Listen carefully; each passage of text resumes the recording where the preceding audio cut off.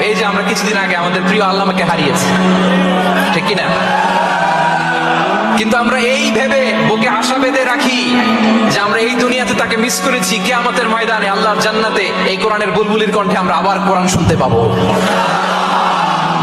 এই যে আমরা এখন বাই সিকোয়েন্স জানি যে আমরা মারা যাব, এরপরে কবরের আযাব, এরপরে আল্লাহর সুপ্রিম কোর্টের কাঠ গড়ায় আমাদেরকে দাঁড়াতে হবে, এরপরে হয় জান্নাত নয় জাহান্নাম, এবং সেটা আজীবন চিরকালের জন্য। In detail life after death সম্পর্কে আমাদের নিজেরা চিন্তা গবেষণা রিসার্চ করে কি এটা জানা সম্ভব ছিল? বলেন, কথা বলেন, কথা বলেন। জানা সম্ভব ছিল না। কোরআন মৃত্যুর পরের জীবনকে নিশ্চিত করেছে, এবং এই যে লাইফ আফটার ডেথ, মৃত্যুর পরের জীবন আসলে আমাদেরকে হোপফুল করে, আশাবাদী করে। কারণ আমরা বিশ্বাস করি আমাদের হারানোর কিছু নাই। আমরা যদি কাউকে হারাই, এই যে আমাদের বিচ্ছেদ, এটা সাময়িক বিচ্ছেদ, আমরা সাময়িক কষ্ট পাই, কিন্তু আমরা জানি আমাদের আবার দেখা হবে। এই যে আমরা কিছুদিন আগে আমাদের প্রিয় আল্লামাকে হারিয়েছি, ঠিক কিনা?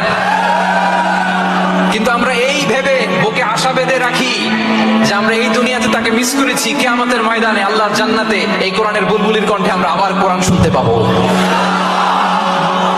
সাময়িক বিচ্ছেদের কিছু তো নাই।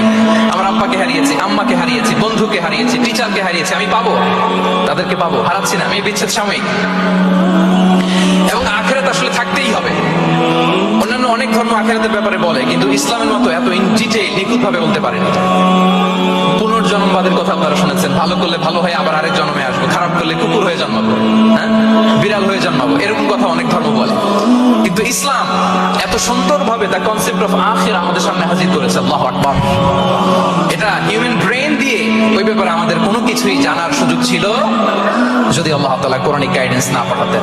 এবং আখিরাত আসলে থাকতেই হবে।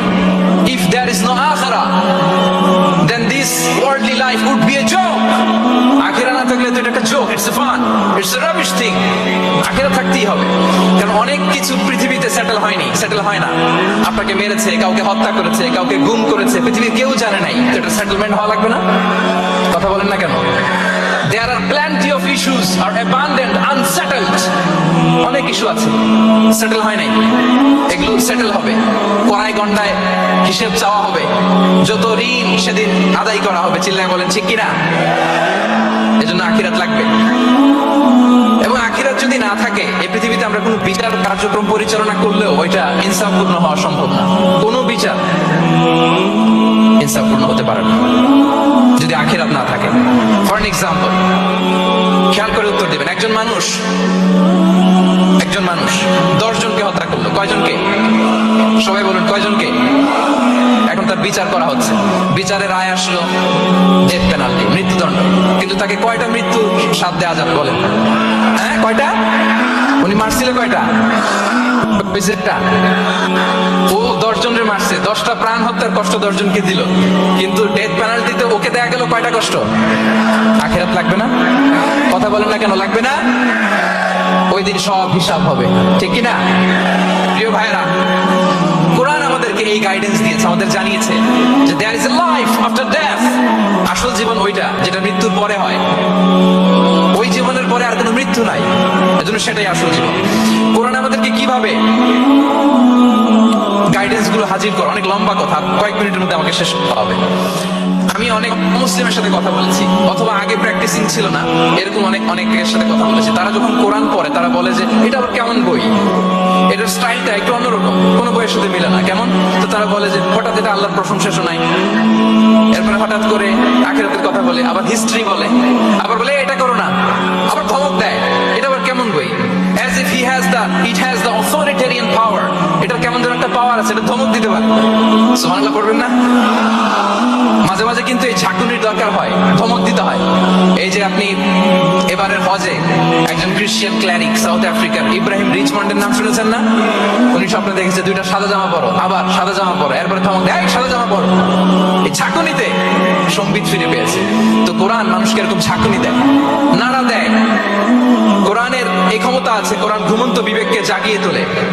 আমরা ওমরে ফারুকের ঘটনা জানি, তিনি যখন কোরআন শুনে অবাক হলেন, বিষ্ণু ইসলামকে ফলো করতেন যে উনি কি করে, দেখি কিভাবে কোরআন তেলাওয়াত করে এবং কি বলে। রাসূল ইসলাম তেলাওয়াত করছেন, ওমরে ফারুক পেছন থেকে শুনতেছেন। বিষ্ণু তেলাওয়াত করছেন আল্লাহ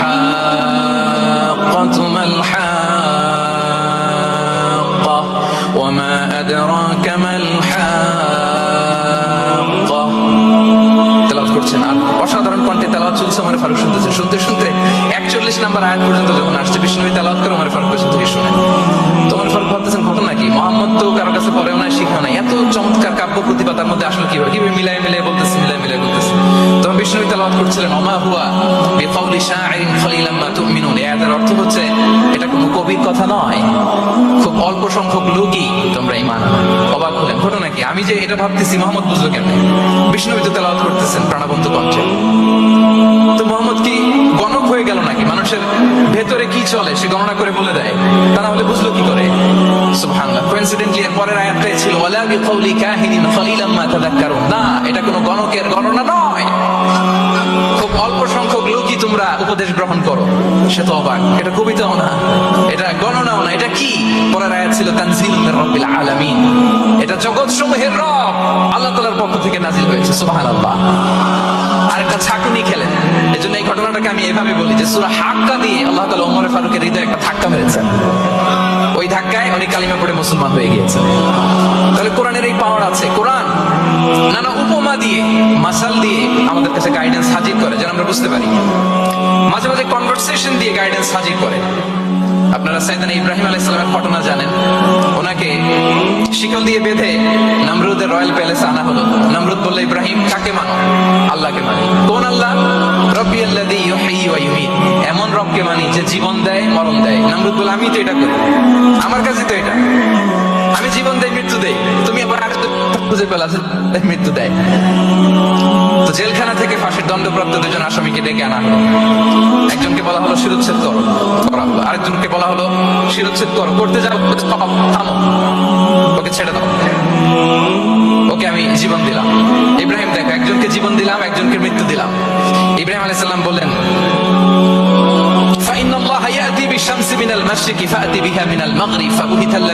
নমরুদ, বুঝলাম একজনকে তুমি জীবন দিলা, মৃত্যু দিলা, এটা তুমি করতে পারো, জীবন দাও। উষা লগ্নে পূর্ব দিগন্ত থেকে সূর্য ওঠা, গুধূলি লগ্নে তিনি পশ্চিম দিগন্তে সূর্য ডোবা।